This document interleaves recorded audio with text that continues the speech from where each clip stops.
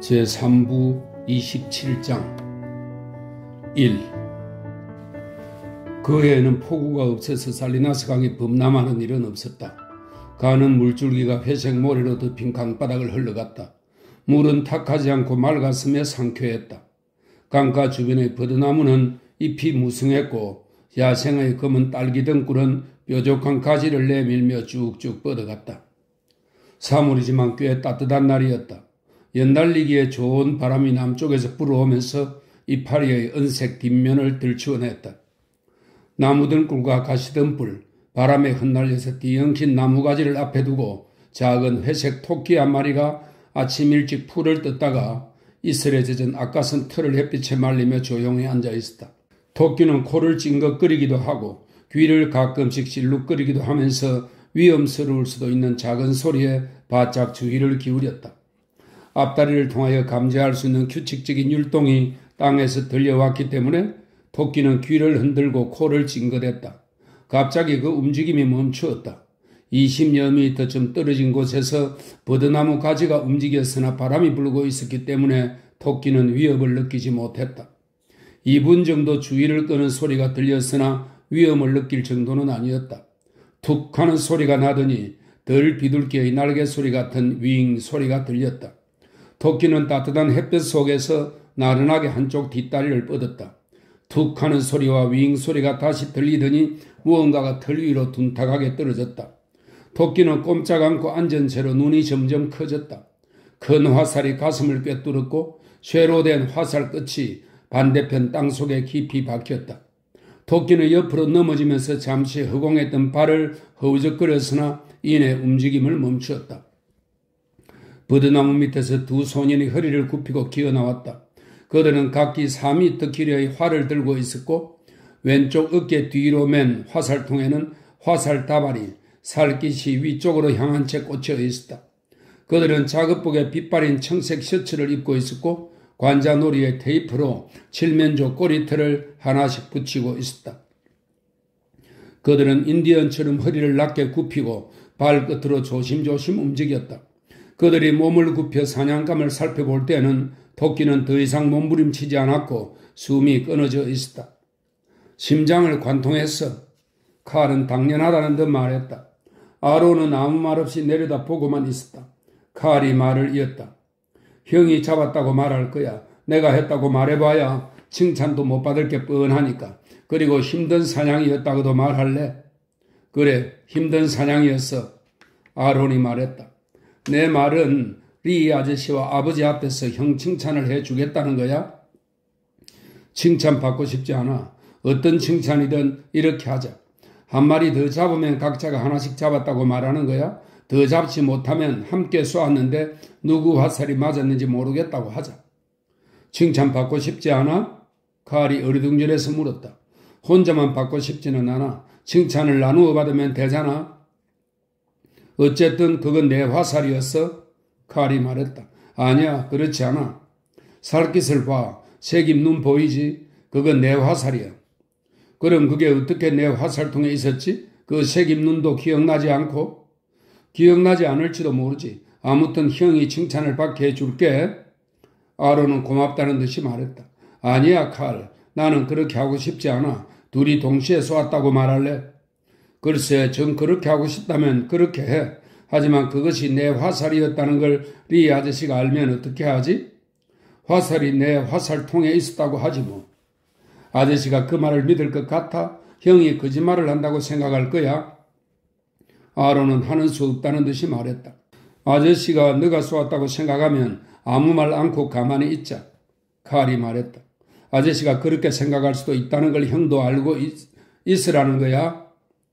칼이 토끼의 몸에서 화살을 뽑아내자 화살의 흰 살깃에 토끼의 검붉은 피가 묻어 있었다. 그는 화살을 자기 화살통에 넣었다. 형이 토끼를 들고 가. 그는 넉넉하게 인심을 쓰며 말했다. 돌아가자. 지금쯤 아버지가 돌아오셨을지도 몰라. 아론이 말했다. 저 늙은 토끼를 요리해서 저녁 식사로 먹고 밤 새도록 밖에 나와 있자. 칼의 말에 아론이 말했다. 칼, 밤엔 너무 추워. 오늘 아침에 너가 얼마나 떨었는지 생각 안 나? 별로 춥지 않았어. 난 추위를 탄 적이 한 번도 없어. 아침에 떨었잖아. 아니야, 안 떨었어. 급정이 치는 부들부들 떨고 이를 딱딱 부딪혀서 형을 놀린 것뿐이야. 나를 거짓말쟁이라고 할 셈이야? 아니야, 난 싸우고 싶지 않아. 아론이 말했다. 싸우기가 무서워? 아니야, 싫을 뿐이야. 형이 겁을 먹었다고 내가 말하면 나를 거짓말쟁이라고 할 거야? 아니, 그러면 형은 겁을 먹은 거네, 안 그래? 그런가 보네. 아론은 토끼를 땅에 내버려두고 천천히 걸어갔다. 그의 눈은 부리부리하고 입술은 부드러웠으며 매력적이었다. 게다가 푸른 눈 사이에 미간이 넓어서 천사처럼 순수해 보였다. 머리카락은 윤기가 흐르는 금발이었다. 햇빛을 받아 머리 꼭대기가 더욱 빛났다. 아론은 당황했다. 그런 일은 종종 있는 일이었다. 그는 동생에게 무슨 꿍꿍이가 있다는 것을 알고 있었으나 그것이 무엇인지는 몰랐다. 칼은 수수께끼 같은 존재였다. 아론은 동생의 생각을 간파하지 못했다. 그러다가 동생의 엉뚱한 행동에 놀라기 일쑤였다. 칼은 애덤을 많이 닮았다. 머리칼은 암갈색이었다. 체격은 형보다 더 크고 뼈도 더 굵직했으며 어깨도 더 넓었다. 턱은 애덤을 닮아 각이 지고 단단했다. 칼의 눈은 갈색이었고 항상 경계의 빛을 띄었으며 간혹 눈이 번득일 때는 눈동자가 까맣게 보였다. 그의 다른 곳은 큼직큼직했으나 손은 유난히 작았다. 손가락은 가나다랗고 짧았으며 손톱은 약했다. 칼은 손을 아꼈다. 그는 무슨 일에도 우는 법이 거의 없었으나 손가락을 베면 울었다. 그는 손으로 위험한 짓을 한다든가 벌레를 만진다든가 뱀을 잡아 빙빙 돌리는 일은 절대 하지 않았다. 싸울 때도 돌을 집어 들든가 막대기를 가지고 싸웠다. 형이 앞서 걸어가는 것을 보고 칼은 그럴 줄 알았다는 듯 살짝 미소를 지었다. 그는 소리쳤다. 형, 기다려.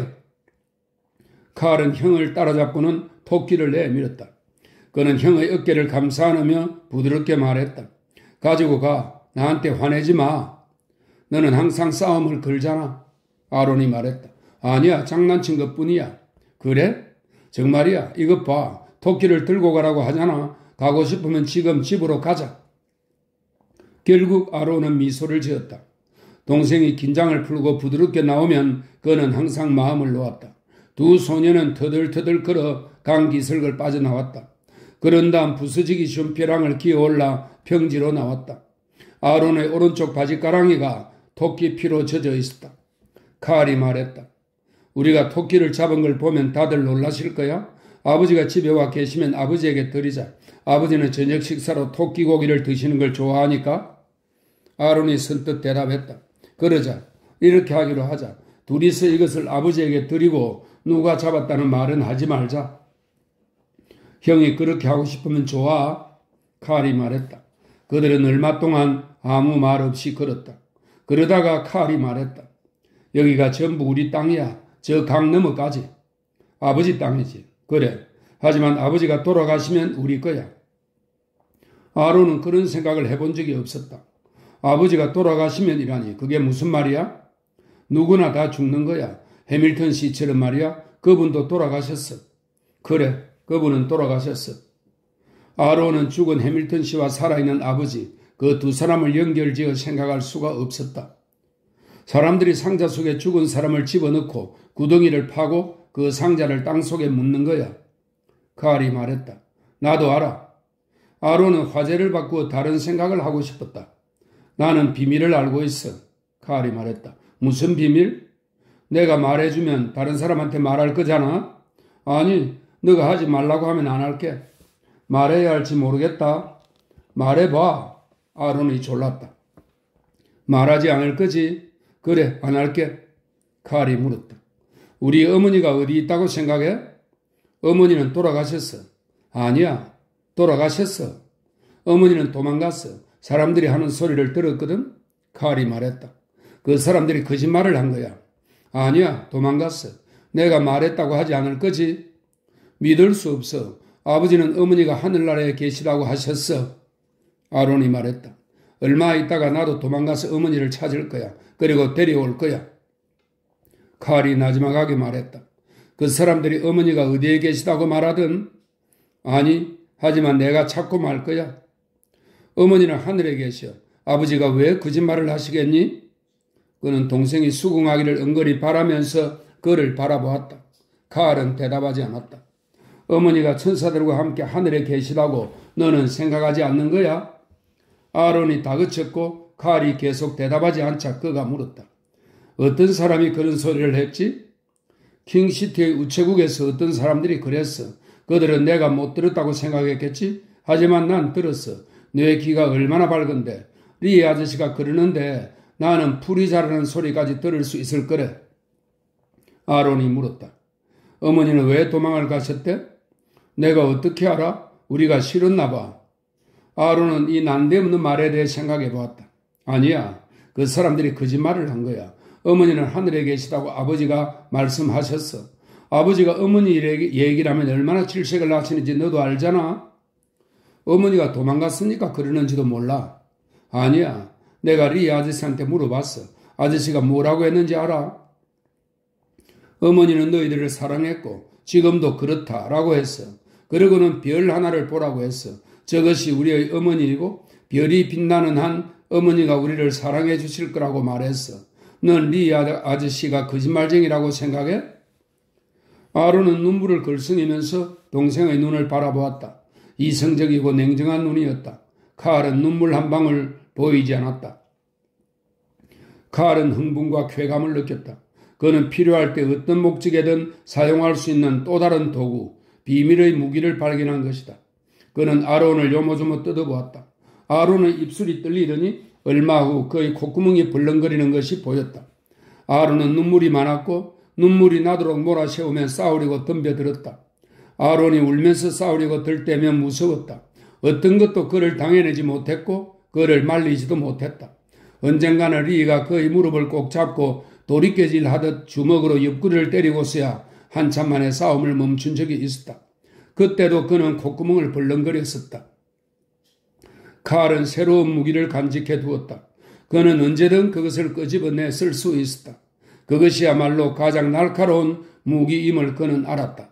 시간이 있을 때 그것을 살피고 있다가 언제 어떻게 그것을 사용할지 결정하면 되었다. 그러나 그가 결정을 내렸을 때는 이미 늦었다. 아론이 그에게 덤벼들어 축 늘어진 토끼로 그의 얼굴을 내갈겼다.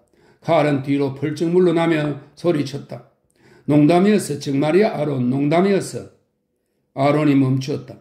고통과 당혹감으로 그의 얼굴이 일그러졌다. 그런 농담은 싫어. 그는 훌쩍거리며 소매로 코를 닦았다. 칼은 그에게 다가와 그를 껴안고 뺨에 입을 맞추었다. 다시는 안 할게. 소년들은 얼마 동안 묵묵히 길을 따라 걸었다. 날이 어두워지기 시작했다. 칼은 싸늘한 사물의 바람을 타고 산마루 위로 시커먼 먹구름이 몰리는 것을 어깨너머로 보았다. 그가 말했다. 폭풍우가 오려나 봐. 한바탕 쏟아붓겠는데? 아론이 물었다. 사람들이 하는 소리를 정말로 들었니? 칼이 재빨리 말했다. 들었다고 착각했는지도 몰라. 제길, 저 구름 좀 봐. 아론은 몸을 돌려 괴물같이 시커먼 구름을 보았다. 위쪽으로 커다랗게 부푼 시커먼 두루마리 모양의 먹구름이 몰려있고 그 밑으로 빗줄기가 쏟아지기 시작했다. 그때 구름 아래로 어르렁거리는 소리와 함께 번갯불이 번쩍였다. 바람에 실린 소나기가 계곡을 가로질러 비옥하고 습한 언덕을 공허하게 내려치더니 평지 쪽으로 이동해 왔다. 소년들은 돌아서서 집으로 뛰어갔다. 그들 뒤로 요란한 소리를 내며 소나기가 쏟아졌고 번개가 대기를 산산히 부셔 놓았다. 빗줄기가 그들이 있는 곳으로 다가오고 있었다. 뻥 뚫린 하늘에서 굵은 빗줄기가 땅으로 떨어지면서 향긋한 공기 냄새가 코끝에서 맴돌았다. 그들은 천둥 냄새를 맡으며 달렸다. 그들은 시골길을 가로질러 골짜기로 이어지는 마차가 다니는 길에 이르러서 비를 만났다. 억수로 쏟아지는 비로 흠뻑 젖었다. 머리카락이 이마에 들러붙고 빗물이 눈 속으로 흘러들었다. 관자놀이에 붙인 칠면조 털이 물에 젖어 꺾였다. 비에 푹 젖자 두 소년은 뛰지 않았다. 비를 피하려고 달릴 이유가 없었다. 그들은 서로를 바라보며 실컷 웃었다. 아론은 물에 젖은 토끼를 쥐어짜고는 공중으로 던졌다가 다시 잡아 칼에게 던졌다. 칼은 바보 같은 짓이라고 생각하면서도 토끼를 목에 두르고 머리와 뒷다리를 턱 밑으로 내렸다. 두 소년은 몸을 앞으로 굽히며 배꼽이 빠지게 웃었다. 집 골짜기에 있는 떡갈나무 위로 비가 큰 소리를 내며 쏟아졌다. 바람에 아주 점잖게 서 있는 떡갈나무를 뒤흔들고 있었다. 2. 쌍둥이들이 농장 건물이 보이는 것에 다다르자 리가 눈에 들어왔다. 그는 노란 방수 우비 구멍으로 머리를 내밀고 못 보던 말과 고무 타이어가 달린 경마차를 흙간으로 끌고 가는 중이었다. 누가 왔나봐. 저 마차 보이지? 칼이 말했다. 그들은 다시 달리기 시작했다. 손님이 왔다고 생각하니 마음이 들떴다. 그들은 계단 가까이에 이르자 발걸음을 늦추고 집 주위를 살금살금 걸었다. 어떤 손님인지 그들은 두려운 마음이 들었다. 그들은 뒷문으로 들어가 물을 뚝뚝 흘리며 부엌에 서 있었다. 거실에서 사람들의 목소리가 들려왔다. 아버지와 어떤 남자의 목소리였다. 그리고 또 다른 목소리가 들리자 두 소년은 심장이 멎는 것 같았고 등골이 오싹했다. 그것은 여자의 목소리였다. 여자를 대할 기회가 거의 없던 형제는 까치발을 하고 슬며시 자신들의 방으로 들어간 다음 서로의 얼굴을 바라보았다. 누굴까? 칼이 물었다. 순간 아론은 가슴 속에서 무언가 뜨거운 것이 올라오는 기분이 들었다. 소리라도 지르고 싶었다. 그가 말했다. 어쩌면 어머니일지도 몰라. 어머니가 돌아온 것일지도 몰라. 그 말을 한 뒤 아론은 자신의 어머니는 하늘에 있고 하늘에 있는 사람은 돌아올 수 없다는 사실을 떠올렸다. 그가 말했다. 모르겠어. 옷을 갈아입어야겠어? 소년들은 깨끗한 새 옷으로 갈아입었다. 방금 벗어놓은 젖은 것과 똑같은 옷이었다. 그들은 젖은 칠면조 깃을 떼어내고 손가락으로 머리를 뒤로 쓸어 넘겼다. 그러는 동안에도 사람들의 목소리는 계속 들려왔다. 대부분 저음의 목소리가 말을 했고 그러다가 고음의 여자 목소리가 들렸다. 두 소년은 순간적으로 얼어붙은 것 같았다. 여자아이의 목소리였기 때문이다. 그들은 너무나 흥분해 있었기 때문에 그 목소리를 들었다는 말조차 하지 못했다. 그들은 조용히 복도로 나가 거실의 문 쪽으로 조심조심 걸어갔다. 칼이 손잡이를 아주 천천히 돌려 문소리가 들리지 않게 문을 열었다. 문이 아주 조금 열렸을 때 리가 뒷문으로 들어왔다. 그는 우비를 벗으며 복도를 걸어 들어와 그들을 붙잡았다. 요놈들 뭘 엿보는 거냐? 리가 말했다. 칼이 문을 닫자 글씨가 달그락거렸고 그때 리가 재빨리 말했다. 아버지가 집에 오셨으니 들어가서 뵙는 게 좋겠다. 아론이 목신소리로 속삭이듯 말했다. 아버지와 같이 있는 사람들은 누구예요? 지나가던 사람들인데 비를 피해 들어왔어. 리가 손잡이를 잡고 있는 칼의 손을 잡고 손잡이를 돌려 문을 열었다. 애들이 돌아왔군요. 그는 그렇게 말하고는 아이들을 두고 가버렸다. 애들이 소리쳤다. 얘들아 들어오너라 들어와.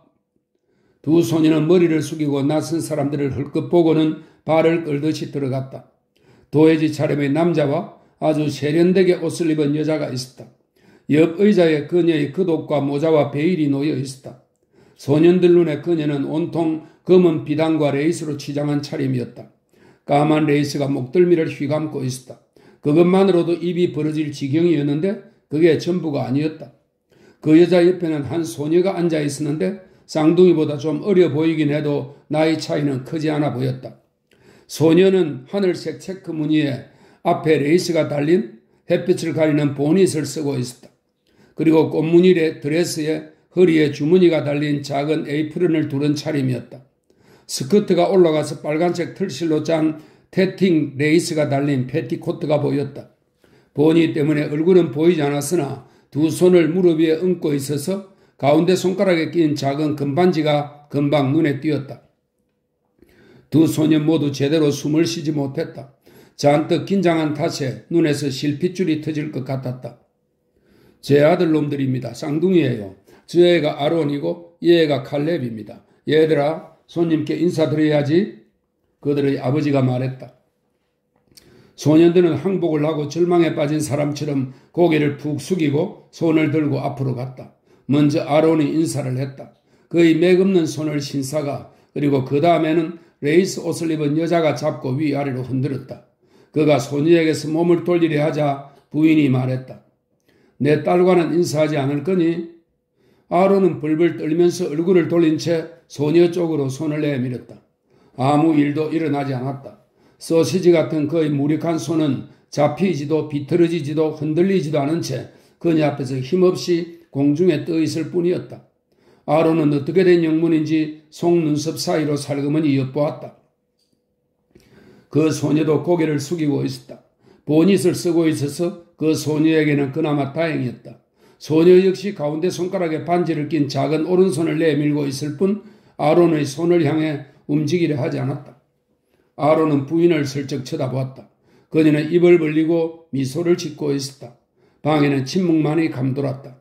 그때 아론의 귀에 웃어 못 견디겠다는 듯 낄낄거리는 칼의 웃음소리가 들렸다.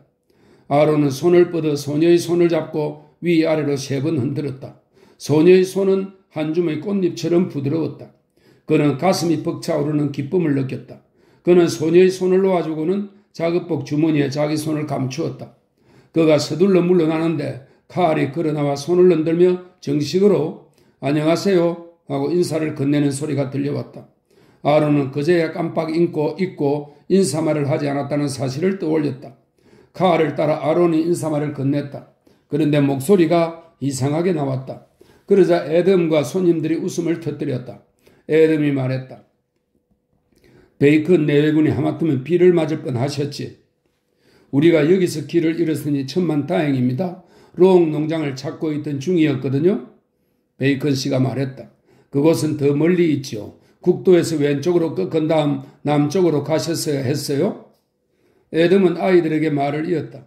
베이컨 씨는 군 감독관이시다. 왠지 저는 그 일이 아주 중요하다고 생각됩니다. 베이컨 씨가 말했다. 그리고는 그 역시 아이들에게 말을 걸었다.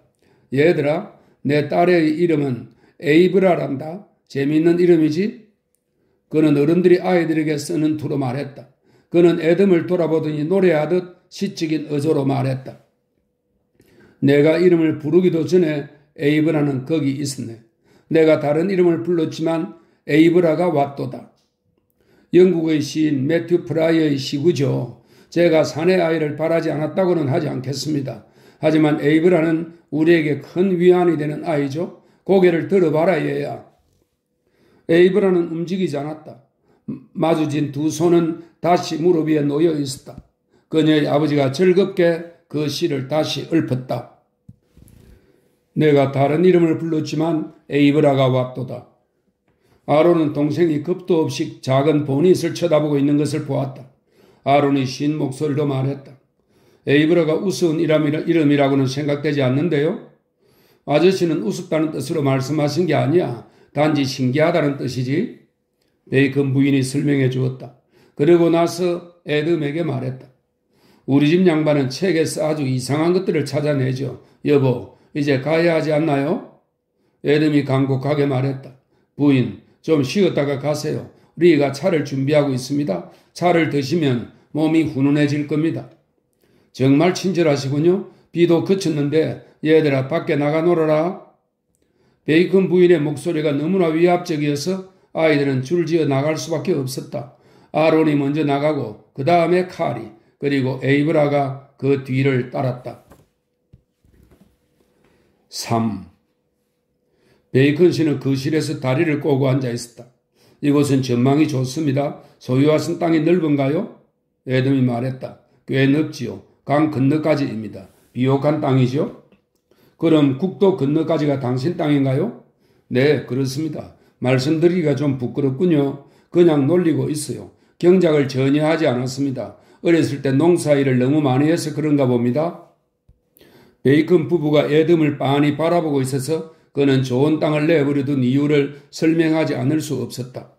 전 게으른 사람인가 봅니다. 제가 일을 하지 않아도 살 수 있을 만큼 아버지께서 유산을 물려준 것이 오히려 제겐 도움이 안 됐어요. 그는 눈을 내리깔았으나 베이컨 부부가 안도하고 있음을 느낄 수 있었다. 그가 부자라면 그를 두고 게으르다고 말할 수는 없었다. 게으르다는 말은 가난한 사람들을 두고 하는 말이었다. 무식하다는 말이 가난한 사람에게만 적용되는 것처럼 말이다. 무식한 부자는 거만하다거나 먹고 살 걱정 없는 팔자 편한 사람이란 말을 들을 뿐이었다. 아이들은 누가 보살피나요? 베이컨 부인이 물었다. 에덤이 웃었다. 다 컸는데 보살필 일이 있나요? 그건 리가 하고 있습니다. 리라뇨? 에덤은 그 질문에 약간 짜증이 났다. 남자를 한 사람 데리고 있죠. 그는 짤막하게 대답했다. 우리가 본 그 중국인 말씀인가요? 베이컨 부인은 충격을 받았다. 애덤은 그녀에게 미소를 지었다. 처음에는 그녀가 두려웠으나 이제는 마음이 편해졌다. 리가 애들을 키웠고 저도 보살펴 주었지요.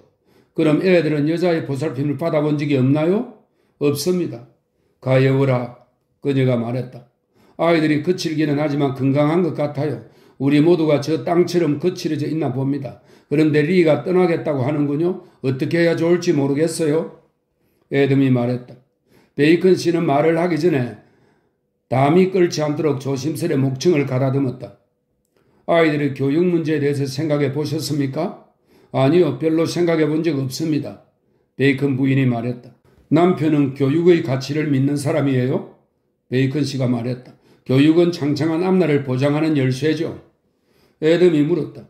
어떤 교육을 말씀하시는 건가요? 베이컨 씨가 말했다. 어떤 기회든 배운 사람에게 주어지는 법이죠. 네, 저는 모름지기 사람은 배워야 앞날이 보장된다고 믿습니다. 그는 가까이 몸을 숙이고 은밀하게 말했다. 경작을 하지 않으시려면 땅을 다른 사람들에게 빌려주시고 군청 소재지로 이사를 오시지 그래요? 좋은 공립학교 근처로 말입니다. 문득 애덤은 남의 일에 웬 참견이요? 라고 말할까 하다가 대신 이렇게 물었다. 그렇게 하는 게 좋겠습니까?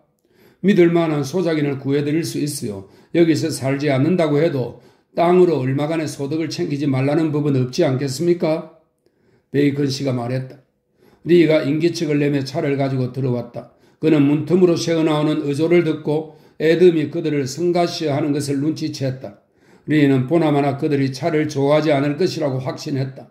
설령 좋아해도 그가 끓인 종류의 차는 좋아할 것 같지 않았다. 그들이 칭찬을 하며 차를 들고 있을 때 그는 베이컨 부부가 무언가 다른데 정신이 팔려 있음을 알아챘다. 리는 애덤과 눈을 마주치려 했으나 방법이 없었다. 애덤은 발 사이의 융단을 내려다보고 있었다.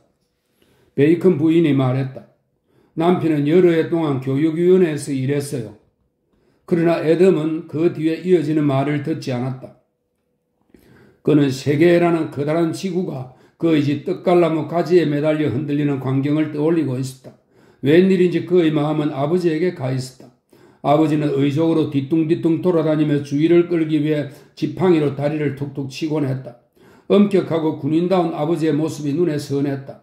아버지는 자식들에게 강도 높은 훈련을 시키고 어깨를 탄탄하게 한다며 무거운 짐을 나르게 했다.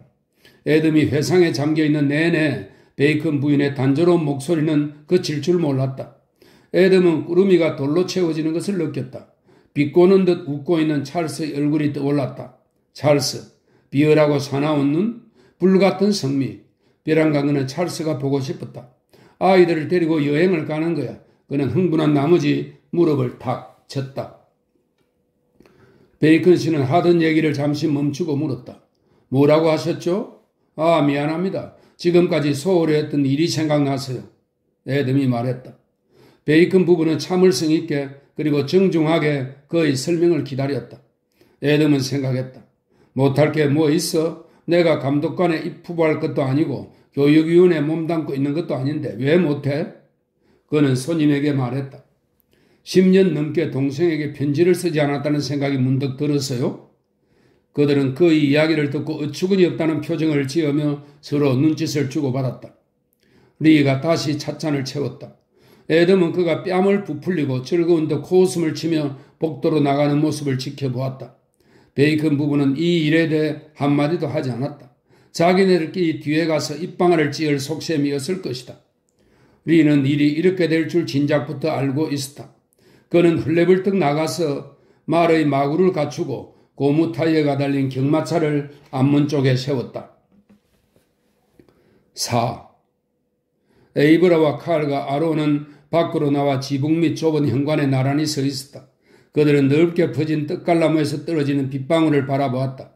먹구름이 그치면서 멀리서 천둥 소리가 울려 퍼졌으나 비는 멈출 생각을 하지 않았다. 아론이 말했다. 부인이 비가 그쳤다고 하셨는데? 그 말에 에이브라가 변명을 둘러댔다. 엄마는 밖은 내다보지도 않았어. 확인도 안 하고 말하는 버릇이 있거든? 칼이 물었다. 몇 살이니? 10살. 조금 있으면 11살이 돼. 에이브라가 말했다. 그래? 우리는 11살이야. 이제 곧 12살이 될 거야. 칼이 말했다. 에이브라는 보닛을 뒤로 젖혔다. 모자 때문에 머리에 달무리 같은 둥근 자국이 생겼다.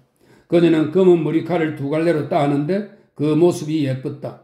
작은 이마는 돔처럼 둥그랗고 눈썹은 반듯했다. 코는 지금은 단추 모양이지만 자라면서 오똑 서면서 예뻐질 것이다.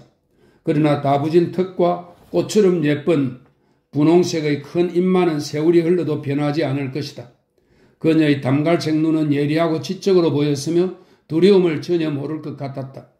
그녀는 두 소년의 얼굴과 눈을 번갈아가며 똑바로 바라보았다.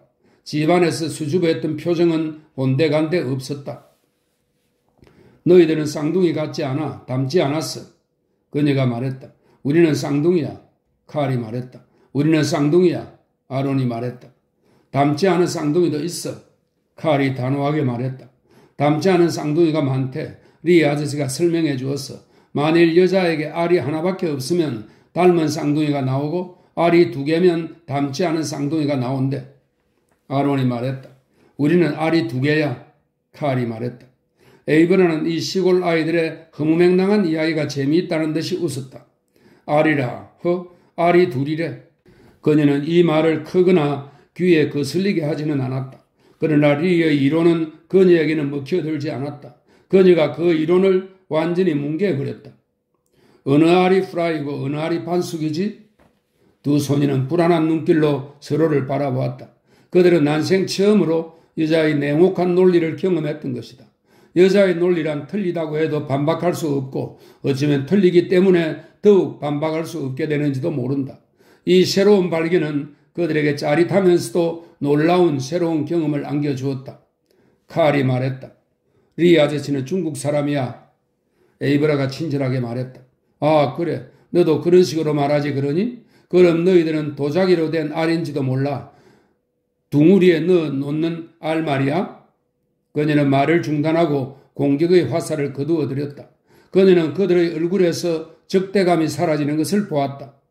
에이브라는 분위기를 주도하고 있었다. 그녀가 대장이 된 것이다. 아론이 제안했다. 저 낡은 집에 가서 놀자. 비는 좀 세지만 좋은 곳이야. 그들은 빗방울이 떨어지는 떡갈나무 아래를 달려 산채에서 구옥으로 갔다. 열려있는 문 안으로 들어서는데 녹이 쓴 경첩이 불안하게 삐걱거렸다. 어도비 벽돌로 된 그 집은 모양새가 말이 아니었다. 전면에 있는 넓은 벽은 반 정도만 회색 칠이 되어 있었다. 10년 전에 일꾼들이 칠을 하다 손을 놓은 그대로였다. 창틀을 댄 깊이 들어간 창문에는 유리가 없었다. 세로가 마루에는 빗물이 그대로 말라 얼룩져 있었고 낡은 벽지와 가시도 친 공처럼 녹이 쓴 못 무더기가 방구석에 쌓여 있었다. 아이들이 입구에 서 있을 때 박쥐 한 마리가 집 뒷곁에서 날아 들어왔다. 회색 박쥐는 이리저리 날다가 문으로 빠져나가더니 사라져버렸다. 소년들은 에이브라에게 집 구경을 시켜주었다. 다락문을 열어 설치되길 기다리는 세면대와 화장대, 상들리에를 보여주었다. 곰팡이와 젖은 종이 냄새가 났다. 새 아이는 까치발을 하고 걸어다녔고 빈집의 벽이 울리는 것이 무서워 말을 하지 않았다. 넓은 방으로 돌아오자 쌍둥이는 꼬마 숙녀를 마주보았다. 마음에 드니? 소리가 울릴까봐 아론이 조용히 물었다. 그래. 그녀는 망설이면서 대답했다. 우리는 가끔씩 여기서 놀아. 마음에 들면 여기 와서 같이 놀아도 좋아. 칼이 씩씩하게 말했다. 나는 살리나스에 살아. 에이브라의 말투가 어찌나 도도하든지 소년들은 너무 잘나서 촌뜨기와 어울릴 시간이 없는 과분한 소녀를 상대하고 있음을 깨달았다. 에이브라는 그들이 아주 소중히 여기는 것을 자신이 마구 짓밟고 있음을 알아차렸다. 아이들의 약점을 알았지만 에이브라는 이 아이들이 마음에 들었다. 게다가 자신은 예의 바른 숙녀가 아닌가. 가끔 여기를 지나게 되면 놀다 갈게. 잠깐 동안만. 그녀가 친절하게 말하자 두 소녀는 고마워했다. 내 토끼를 줄게. 아버지에게 드리려고 했는데 너에게 줄게. 벼랑간 칼이 말했다. 무슨 토끼인데? 오늘 우리가 잡은 거야. 화살이 심장을 관통해서 발부둥도 못 치고 죽었어. 아론은 화가 나서 그를 바라보며 말했다. 그건 내 칼이 말을 가로챘다. 우리가 줄 테니 집으로 가지고 가. 꽤 큰 놈이야. 에이브라가 말했다. 피투성이가 된 늙어빠진 토끼로 내가 뭘 하겠니? 아론이 말했다. 내가 놈을 씻어서 상자에 넣어 줄로 묶어줄게. 먹기 싫으면 시간 있을 때 장사를 지내도 돼. 살리나스에 가서 말이야. 나는 진짜 장례식에도 가는걸. 어제도 갔어. 이 지붕 높이만큼 꽃이 쌓여 있더라. 에이브라가 말했다. 우리 토끼 갖고 싶지 않아? 아론이 물었다. 에이브라는 구불거리는 아론의 눈부신 머리카락을 바라보았다. 그러고는 눈물이 그렁그렁 맺힌 그의 눈을 들여다보았다. 그녀는 갑자기 가슴 속으로 이상야릇한 감정이 솟아나는 걸 느꼈다. 사랑이 싹트기 시작한 것이다. 에이브라는 아론을 만져보고 싶었다. 그녀가 그의 팔에 손을 얹자 그가 떨고 있음을 느낄 수 있었다. 너가 상자에 넣어준다면 가져갈게. 그녀가 말했다. 이제 두 소년이 자기 말이라면 꼼짝 못한다는 것을 알아챈 에이브라는 주위를 둘러보고는 자신이 정복한 두 소년을 살폈다. 남성 우월주의를 내세워 자기를 위협할 걱정이 없었으므로 그녀는 헛세를 부릴 필요가 없었다. 에이브라는 두 소년에게 호감을 느꼈다. 그녀는 하도 많이 빨아서 낡고 해진 그리고 리가 여기저기 기운 그들의 옷을 보았다. 그녀는 동화 속의 이야기를 떠올렸다.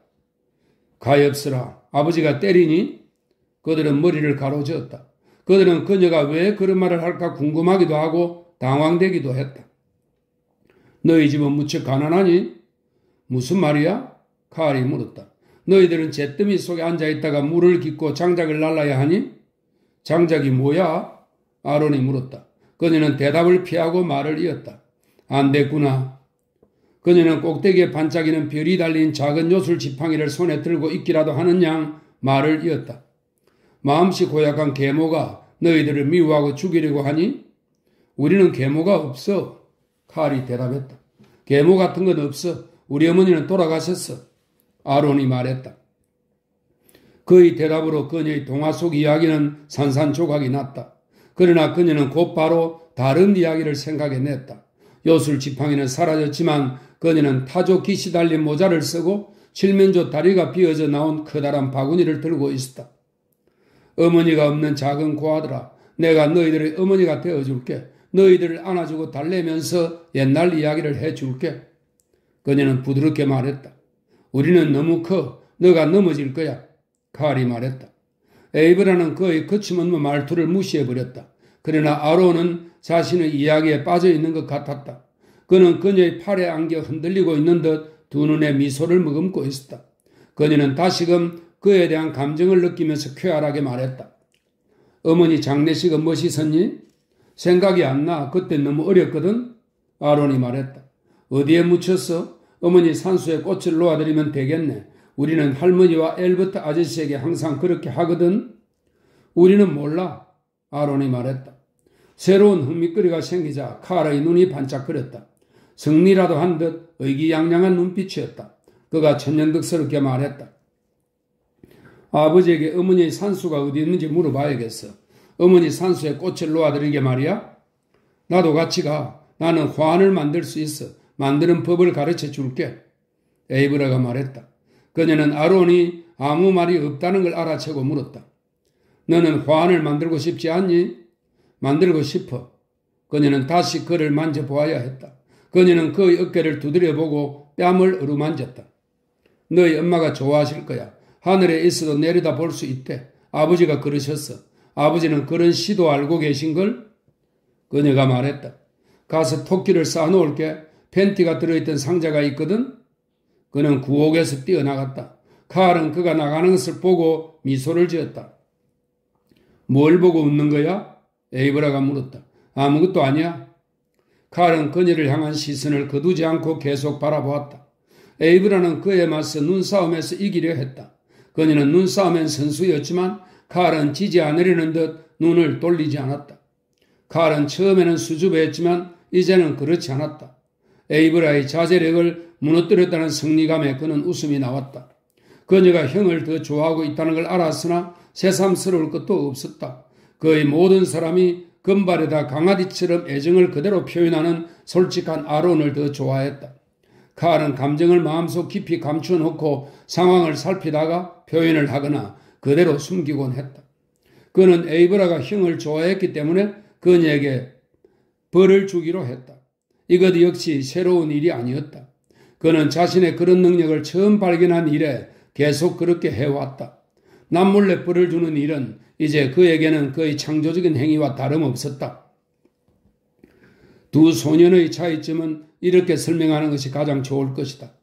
만일 아론이 숲의 작은 개간지에서 개미탑을 우연히 발견한다면 그는 바닥에 엎드려 복잡한 개미의 생활을 관찰한다.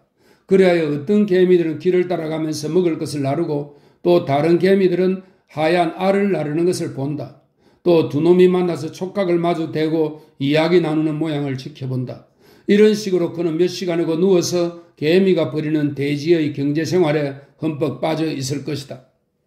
반면에 칼이 같은 개미탑을 우연히 발견한다면 그는 탑을 발로 차서 뭉개버린다. 그리고는 개미들이 허둥지둥하면서 재앙에 대처하는 꼴을 지켜본다. 아론은 그가 속한 세계의 일원이 되는 것에 만족한다. 그러나 칼은 그것을 변화시키지 않고는 못 배긴다.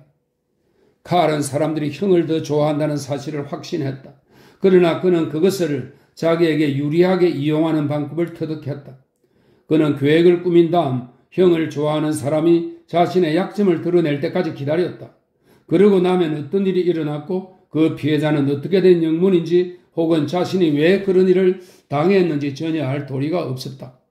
복수를 하고 나면 칼은 힘이 솟는 것을 느꼈고 그럴 때마다 기뻐서 날아갈 것 같았다.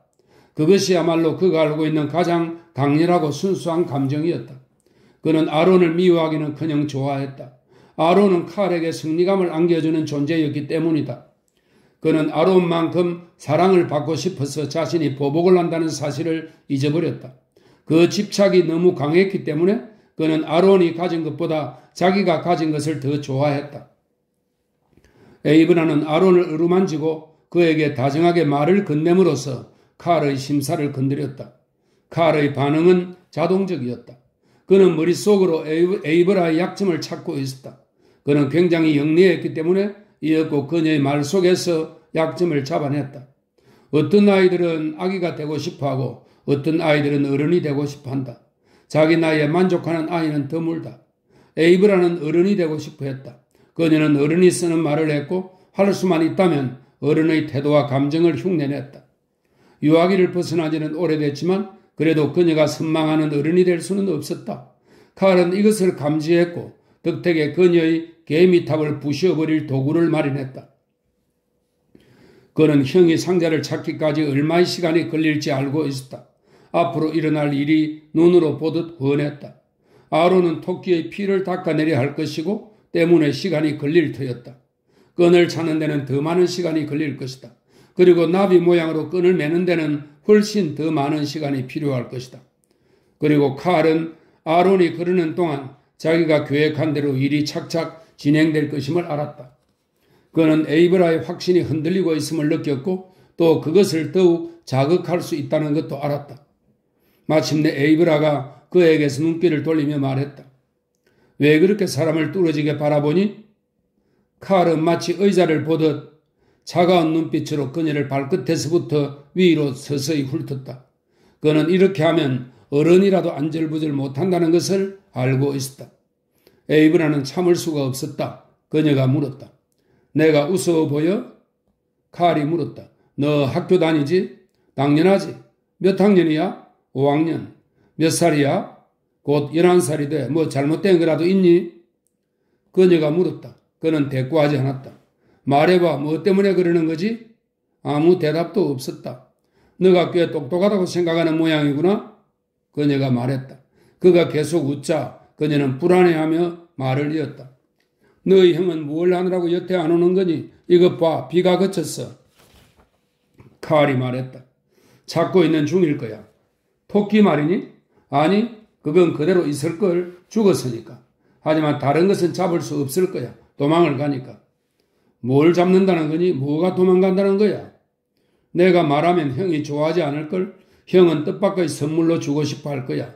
형이 지난 금요일에 그걸 잡았어. 형도 그것에 물렸지. 칼이 말했다. 대체 무슨 얘기를 하고 있는 거야? 칼이 말했다.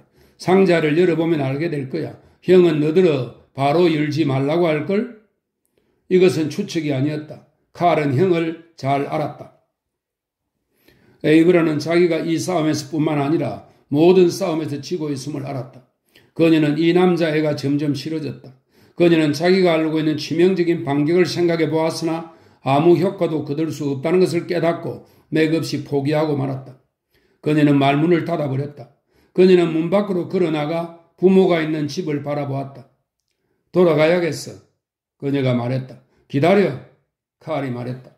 그가 쫓아오자 그녀는 몸을 뒤로 돌렸다. 왜 그래? 그녀가 매몰차게 물었다. 나한테 화내지 마. 여기서 무슨 일이 일어나는지는 몰라. 형의 등을 봐야 해? 달라진 그의 태도에 그녀는 어리둥절했다. 그 때문에 그녀의 태도 역시 바뀔 수밖에 없었다.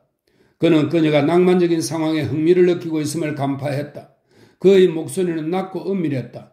그의 목소리에 맞추어 그녀도 목소리를 낮추었다. 그게 무슨 말이니? 그의 등이 어떻게 됐는데? 상처투성이야. 중국인이 그렇게 만들어 놨어. 칼이 말했다. 그녀는 벌벌 떨었고 호기심에 몸이 굳어버렸다. 그 중국인이 어떻게 하는데? 그 사람이 형을 때리는 거니? 그 정도가 아니야. 칼이 대답했다.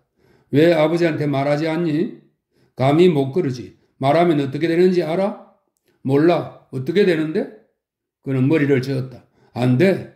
그는 골똘히 생각하는 것 같았다. 그러더니 말을 이었다. 너한테도 말 못해. 그때 리가 베이컨의 말을 끌고 마구간에서 나왔다. 말은 고무 타이어가 달린 높고 기다란 마차를 끌고 나왔다. 베이컨 부부는 집안에서 나와 무의식적으로 하늘을 쳐다보았다. 칼이 말했다. 지금은 말해줄 수 없어. 지금 말했다가는 리 아저씨가 알 테니까. 베이컨 부인이 소리쳤다. 에이브라, 서둘러라. 우리는 간다. 리는 까다로운 말을 꼭 붙들고 베이컨 부인이 마차에 타는 것을 도와주었다. 아론이 집을 돌아 뛰어왔다. 그는 줄을 나비 모양으로 정교하게 맨 마분지 상자를 들고 있었다.